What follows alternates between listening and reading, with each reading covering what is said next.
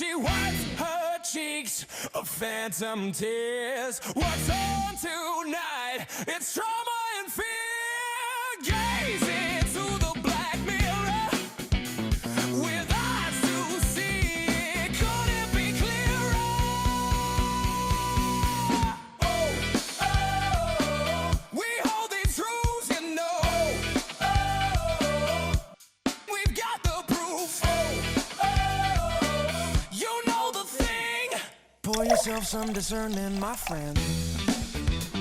Distractions and traumas. One begins before the other ends.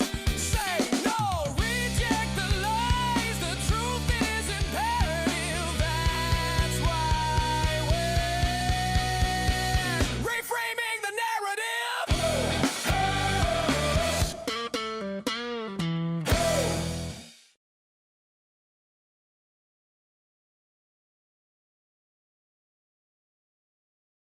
Welcome, everyone, to this week's episode of Reframing the Narrative. And for a little change of pace, we thought it would just be DJ and myself, PJ, to just do a little back and forth discussion about a really important topic, which is who owns your mind? And there's so many aspects that can take. And I'd like to start with just some basic stuff when you think about everyday life and how people get under your skin. For example, someone says a backhanded compliment to you and you know that they're trying to dig into you and get inside your head. You have two choices. You can let that bother you and let them get inside your head and ruin your day and ruin your mood. Or you can realize that there's really nothing to it and there's no reason to let them into the most critical part of you, which is that space between your ears, deflect it and move on. But that's just one small example of how, in so many interactions in life, whether that's personal, professional, or otherwise beyond that, we often let people dominate our thoughts, whether that's from an emotional standpoint or from, as we like to talk about, paying your attention standpoint. And even just thinking about some recent articles and debates about the Charlie Kirk psyop from last year, if you were debating any side of it, who was really owning your mind and your mind space during all of that?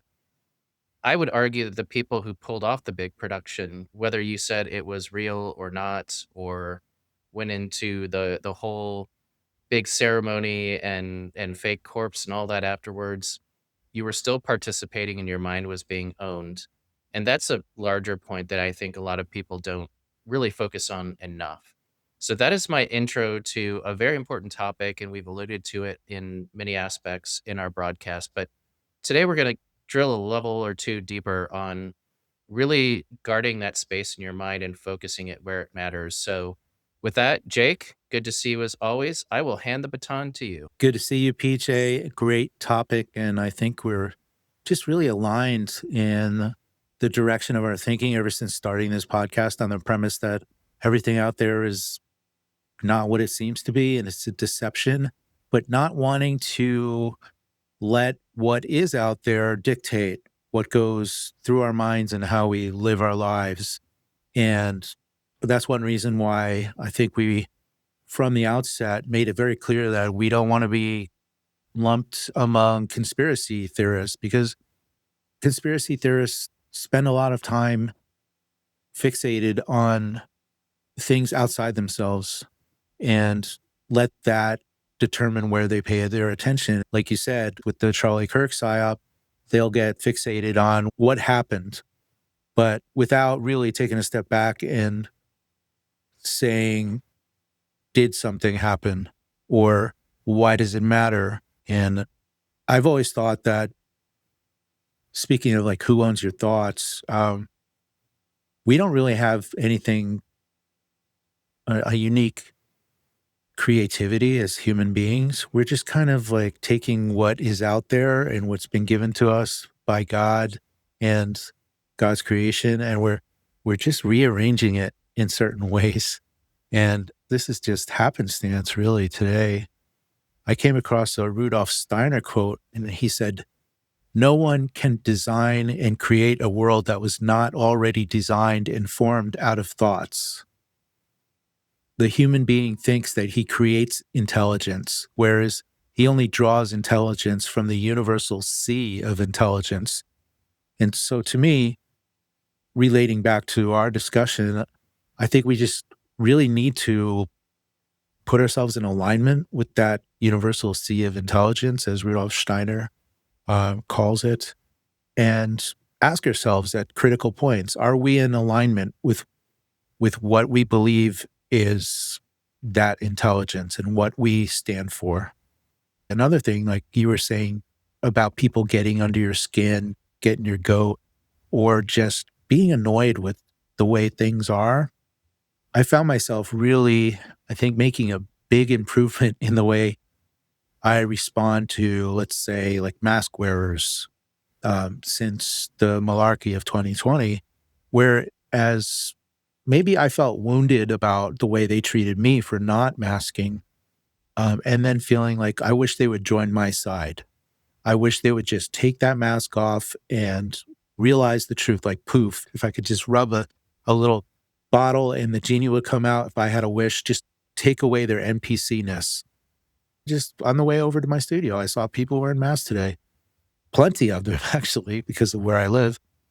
And instead of allowing a thought that, oh, those people are stupid, just like a lot of people that make bad decisions in their lives, they're just at this process, that at this point in the process, and maybe they'll never snap out of it, but it's really nothing I can do about it. So that allows me to turn inwards and say, well, how are you in alignment with your values and that intelligence of that Rudolf Steiner speaks of? I will just say that in my own personal development, there's a lot I've learned about, even recently, about how our mind works and how we have a tendency to hold on to our past and let that replay and influence the action or inaction in many cases in our lives, and let that opportunity slip.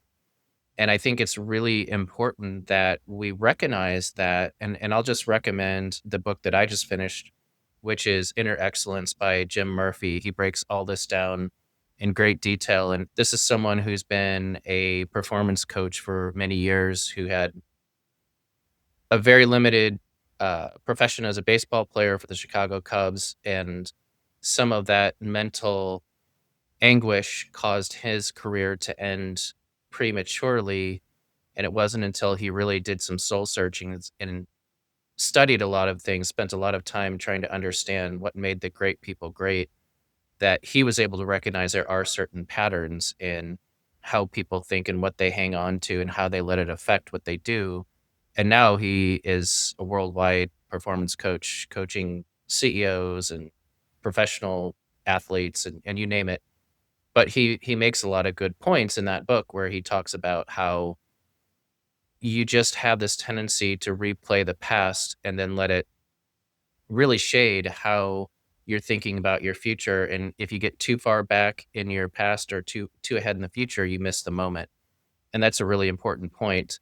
But going beyond just that basic concept, what you were saying about the people who are wearing the face diapers, one thing that I've really come to realize is that whether it's in my professional life or otherwise, when people lash out in some way or say something inconsiderate or, off-putting or whatever the case may be, they're really reflecting their conditioning. They're reflecting their fears, their anxieties, the propaganda they've digested for all their life, their misunderstandings of things. At the core of it, most of the people you deal with in the world, whether they're wearing a face diaper or not, are broken in some way. And they're just trying to process everything around them and to get through life, as you say, the best that they know how. And when you recognize that, you can unmask, if you will, when people lash out in some way or say something insulting or whatever. You're really just dealing with the program inside their head that gives them these certain reactions that goes back to their past trauma or their fears or their concerns. And you're not really getting to the core of who that person is or what they even want. And when you recognize that, then it's easier to deflect these things off of you and say, you know what, that's just that person's initial reaction. And it's because of all that programming throughout their life, whether that be about face diapers or, bogus germs or whatever, it doesn't matter. They are reflecting their programming on you, and you don't have to accept it and let it into your head. You can 100% deflect that and get to the core of what that person is really wanting or what interaction you're trying to have with them. And I think it's really important. And that's just one aspect of how who owns your mind is an important topic. But as a larger topic, I think you brought up a really good point about the rabbit holes. And I'm guilty of it myself because they're fun when you get into being a truther. But I, I'll say that many times you get to the bottom of the rabbit hole and you learn something. You're like, okay, so how did that really help my life? What did I accomplish here? Or was I just on the hamster wheel? Was my mind owned exactly like it was prescribed when I could have been doing something more developmental, something I could have been out in the real world doing something, building something, growing something. So in a sense, I don't think many people really consider this, but many versions of the truth are out there just to keep people infotained and docile in a similar manner that addictive drugs or alcohol or whatever garbage is on TV has the same effect. It keeps people out of the game and out of anything more than mediocrity. And it's exactly how the designers controlled it. So that's really my perspective on a lot of this. And just again, I think it's good to take a step back and examine where are we paying our attention? Why are we paying our attention? And what programs are running in our head? Are they the right type of programs? Should we reprogram? Should we think about how we're letting things, especially fear, control what we do or don't do? Fear, as you touch upon, is really such a powerful force that puts you on your heels and makes you reactive instead of proactive. And in my personal life, I saw how my very brilliant father, a member of Mensa, engineer, how fear just overrode his intelligence and made him do some unintelligent things, make some unwise decisions. And so we need to be mindful of when fear arises in ourselves and ask ourselves what the consequences really are. And I think we also need to understand that there's really no growth and there's no improvement or progression without some kind of discomfort. And speaking of books, one of the authors I'm reading makes the argument that a lot of human behavior is determined by the avoidance of discomfort. That's really our prime mover, whether it's, of course, coming in from the rain or whether it's just avoiding a conversation that could be unpleasant with somebody, or whether it's breaking routine and doing something new. You see people's fear of the unknown and of breaking routines and of just like even meeting new people or going new places. Some people, that's what they thrive on. They just need new experiences, but there is definitely a fear of the unknown. And what if? People love to ask the question, what if? Well, maybe try and find out. So we need to evaluate the risks, but also maybe be mindful that there is that opportunity for some kind of, maybe even if it's a setback, well, learn from it and grow from it. That's a lesson I've certainly learned and need to remind myself of quite often. Growth is in the struggle, 100%. And I'm not sure which book you're referring to, but certainly we've overlapped on some of our book recommendations. And what you were just describing could have very well come out of a chapter of The Obstacle is the Way. It's a very similar theme. I'll also mention the one that I just started, which is the second time I brought up this gentleman's name, Mark Batterson. Great book that I've started getting into called Gradually, Then All of a Sudden. And he makes a really good point that so many people live their lives to arrive safely at death rather than taking big risks and doing something that really matters and makes an impact, and not just an immediate impact, but a generational impact.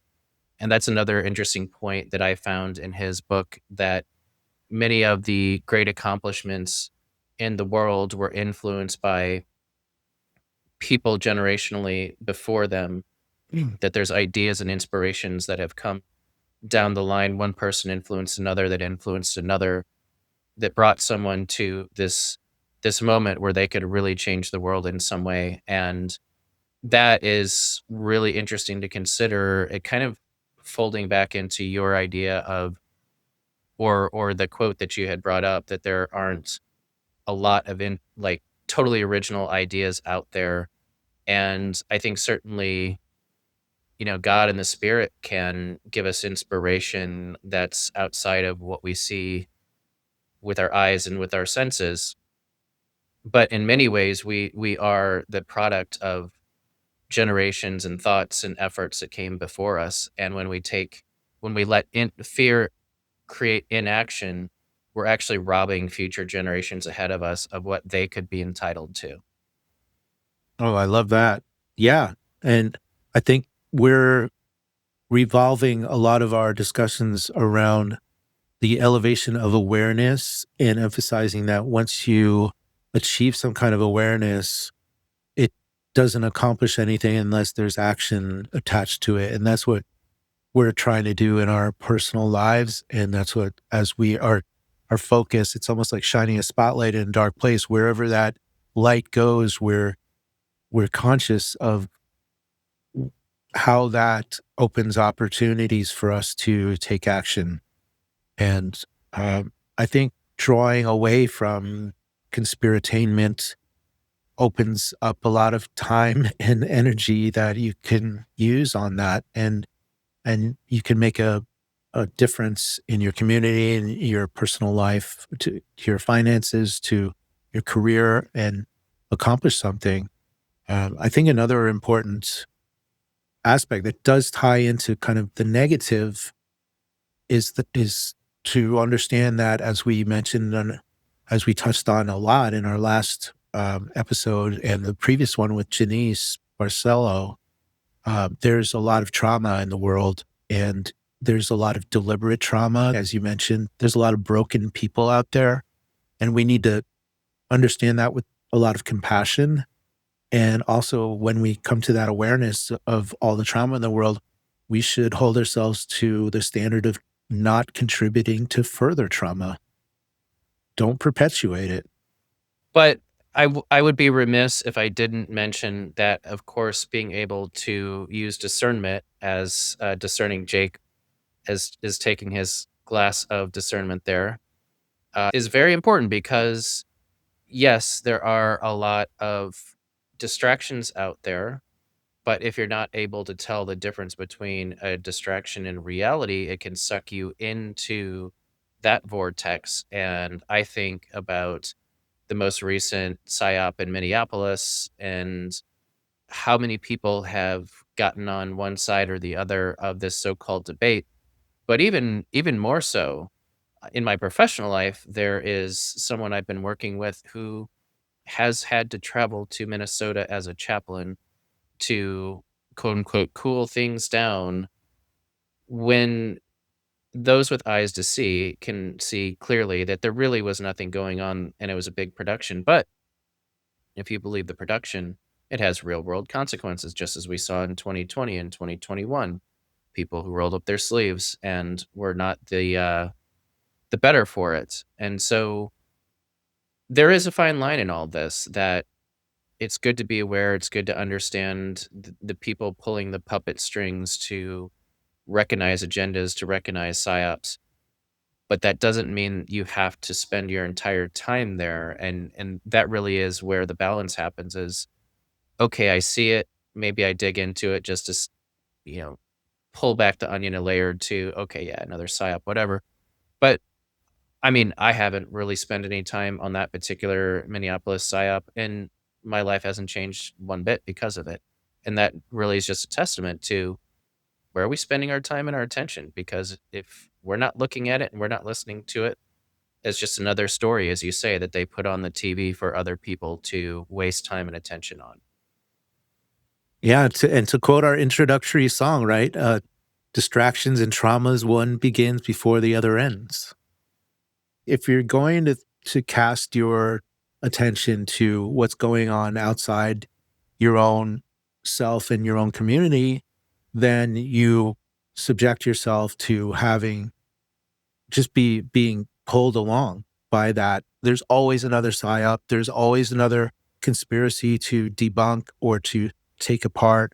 And like you mentioned, like how does that leave you when you finally have taken such a good look at something, such a thorough investigation into something even as fundamental as 9/11? Um, are you going to end up just stuck on the minutia of plane versus no plane, um, missile versus plane, who did it, all how they did it and everything? Or at some level, does it just suffice to say, I know it was a psyop and it was used for certain justifications, for certain to further certain agendas?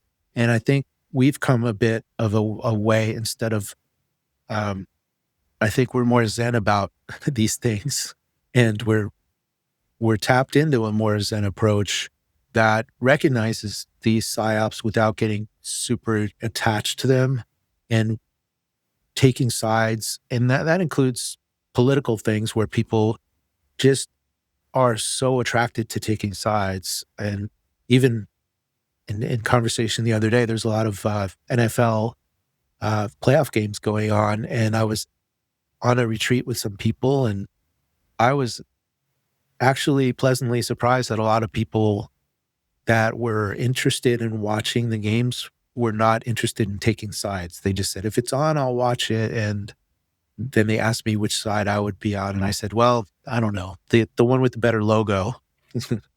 But it's such a compulsion for people to take sides. And I guess that goes into our tribal nature. And that's how we end up allying with other people and protecting our tribe. And so that's natural, but maybe we just need to stop every once in a while and say, is this really something that affects me and my tribe? And if it doesn't, just be like the Disney movie and let it go. Yeah, so true. And I have to say that there were many games that I could have watched over this past weekend of NFL playoff football that I decided I had better things in my life to do than that. And the next day I saw what the score was and I was like, "Oh, okay, whatever." And I was like, I'm glad I didn't waste 3 hours on that. Like, that's time you never get back. And it's so funny. People in their tribes, your team wins the championship. How does that benefit you in any way? How does your life really change? Except you just wasted multiple hours on that show. If that is truly all altruistic and not controlled by mafia interests or what have you, even if that is all true, how is your life better? Yeah, unless you're on the field, right? What field are you on? If you're not Denver Bronco wearing the helmet and the shoulder pads, does it really matter if the referees helped you win this past Sunday? Or was it Saturday? It just underscored to me the futility of really attaching myself to any outcome in sports, and something I've been personally trying to work on for many years, knowing that it's bread and circuses, but I don't judge anyone that's into it. Everyone deserves to have their avocations, their interests, and also their diversions. But if the diversions get in the way of actual self work, then that's unfortunate. And one thing I also wanted to just consider is when things happen um, to you versus for you, and we've touched on that quite a bit. But it's just such a good exercise to think about, when to consider when something does happen how can this be for me instead of to me, and not getting into a kind of a woe's me kind of situation, because just like I was mentioning and touching on that book, people run away from discomfort. And the book is, by the way, it's called Indistractable by Nir Eyal. People run away from discomfort, but growth really comes from that friction. And you only gain strength through resistance, right? It's called strength training or resistance training. And the same thing goes with all the experiences in our lives. It's just, if you just lived in a vacuum of no experiences, where would that lead you? You'd just be spoon fed or fed through an IV or something like that. So we need these experiences, and those are what shape us and make us human. Wow. All I can say is wow, because I literally, in the wee hours of this morning as we're recording this episode, and I was getting that download of inspiration, one of the thoughts that came into my head was about, is life is life happening to you or for you? And this, of course, comes from some of the reading I've done as well. But I thought until later in the day that that would be the theme of this episode: is your life for you or happening to you? And it's so important because even in my recent professional struggles where I've had some setbacks in the past week or two, I could choose to play the victim and say, why did this happen? Oh, that sucks. I didn't get what I wanted this time around. Or I could use that as an opportunity and say, what can I learn and get better at? And then not let that happen again. As you say, push through that struggle, push through the resistance. And I would say that I learned quite a bit, and that those experiences were for me to make me the stronger contributor, the sharper blade than I would have been had they not come along. And as you say, so many people run away from adversity, run away from the struggle, but that's how they never grow. That's how they live a life of mediocrity, of accomplishing very little. And I was just thinking as you were making comments there, and I would say that it's been a little out of balance for me lately, but I would say that more times than not, I've had balance in my life to incorporate music, as you see the guitar heads behind my shoulder, and make that a regular part of my life. And so many times in my life, I've run into people who, even as young as in their 20s or older, who say, "Oh, I wish I had learned to play guitar." And I always look at them, I say, "Well, your hands look like they're working. Like, what's stopping you?" But so many people are like, "Oh, that would be so hard, and maybe I'm just too old, and there's already people who can play it." I mean, excuse after excuse. But it's like, well, maybe instead of watching the latest episode of, I don't know, Stranger Things or whatever people are watching these days, maybe spending that same time doing things bit by bit, little step by little step, and before you know it, you're playing guitar like everyone else. But people build up this image in their mind of this big mountain that can't be overcome, and the reality is that you get over that mountain one step at a time, and you have to be unafraid of what's going to happen on that journey. And so many people let that big resistance in their head stop them, and again create inaction, and it's unfortunate, but I see that all over in many aspects of life. But no better example than guitar, because so many people will tell you, "Oh, I should have done that." Well, it's like, you're still alive, you still have functioning arms, you have a good mind. Why aren't you doing it? Yeah, great points. It's never too late, really. And I don't even think that if you're physically capable of doing anything or your mind is still intact, that there's ever an age limit on any kind of skill or any kind of creative pursuit. Of course, we know about like Whistler's mother or whatever, uh, famous examples like that. And I know I actually did some work for a gallery once, and they were showing the paintings, just absolutely spectacular paintings of a painter who had never really shared his paintings during his lifetime. He was a retired general, and in his old age just painted beautiful landscape paintings. and they basically found all of these scrolls, big giant Chinese landscape paintings under his bed, and posthumously he became one of the great painters in the China region.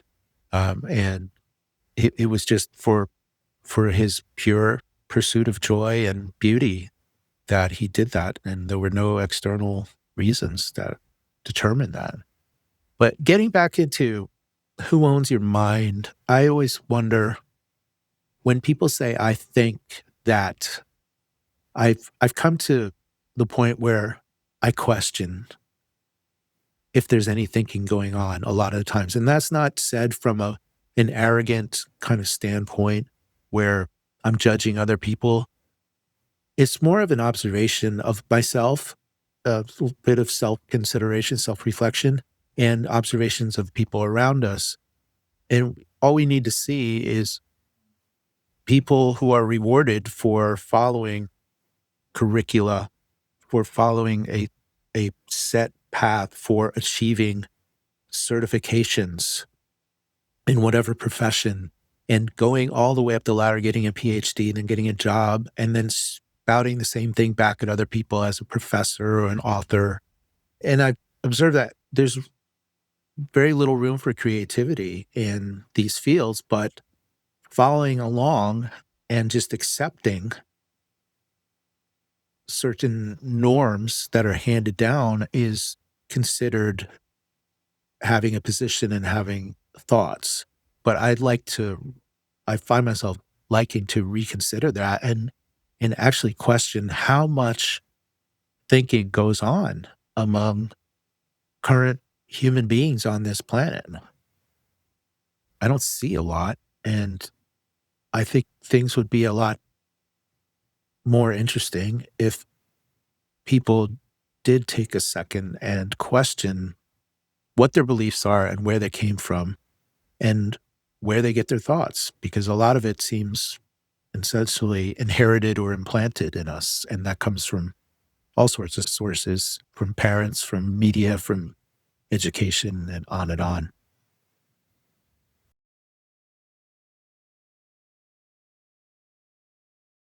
Well, I think I have to bust you on word choice just now.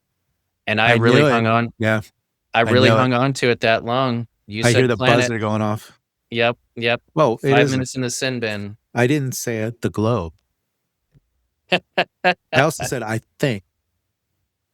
Yeah. Well, I just have to remind you and our listeners that words matter. And when we use the vocabulary of the controllers, we're also letting them own our mind. So I'm just going to start with that point.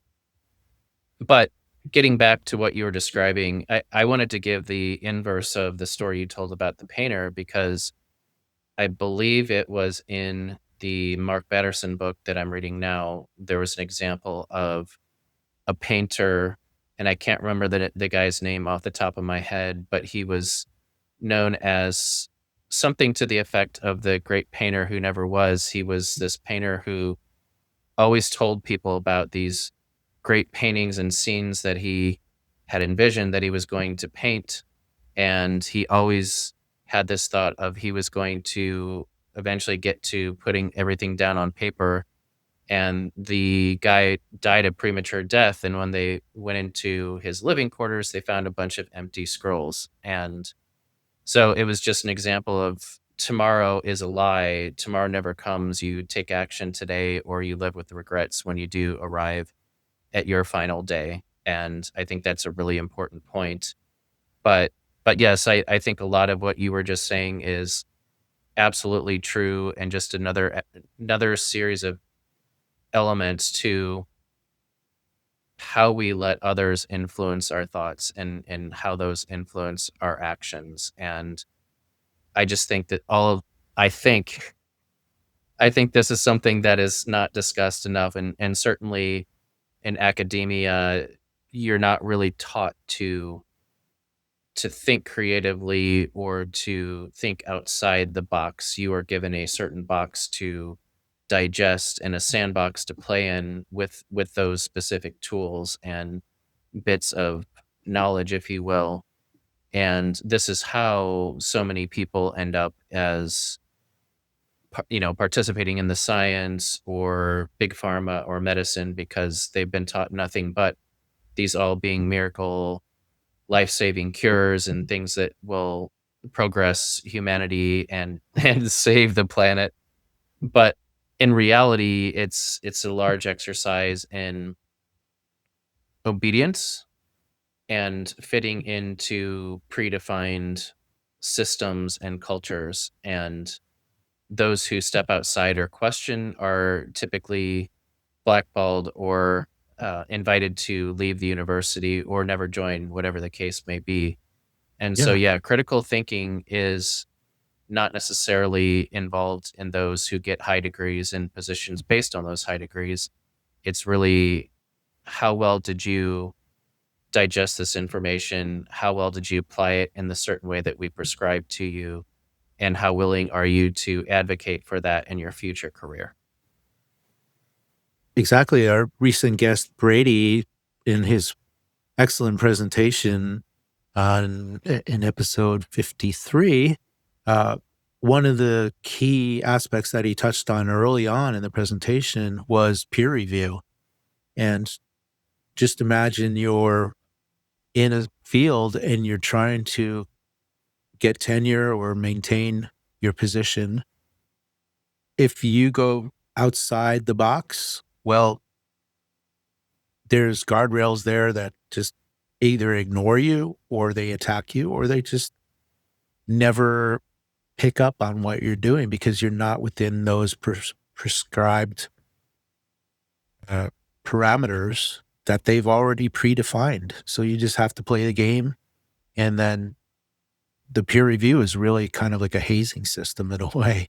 It's just it's a perpetuating mechanism for maybe modifying every so often certain positions, but never really taking them apart or going outside of them completely. And that's just one example that we see that makes the science a very obvious establishment. So now that we've diagnosed the problem, what's the prescription? What are your thoughts, Jake? Well, I like to ask myself, where did my thoughts come from? What am I consuming? Does it contribute to my betterment in some way? Or is it just a diversion? And yeah, we all get caught up in diversions. But I think um, it came up in our private chat group with Agent 131711's group recently. One of our members there was mentioning being able to liaise with people who don't buy the whole what the system is giving and what the establishment is serving us is encouragement enough to not fight the system, but to just work outside of it as much as possible and try and create something that you feel is gratifying and moving things in a more positive direction, because fighting what's out there, once you realize that it doesn't have your best interest in mind, fighting it directly is going to get you stomped on. And unless you're fed and you're held up as a whistleblower or an officially sanctioned voice of the mainstream alternative media, then yeah, you're just you're gonna lose a lot. You're gonna lose a lot in your life if you're genuine. And so I think the better course of action is to note that and say, yeah, we're up against a lot, but this is our life and we need to make a difference. And if it's just making a difference to somebody in your life, like your own child, or being a cool aunt or uncle to somebody, or doing something that's a little of off the normal path that of it that you're expected to do. You're expected to watch Netflix and chill. Well, maybe just journal or something. That's it all. It all adds up. And even I think somebody noted in that chat, just growing things in containers or pots. If you're told that that's not cool, you're not supposed to collect water, go ahead, collect water. We just need to take little steps to go against that grain.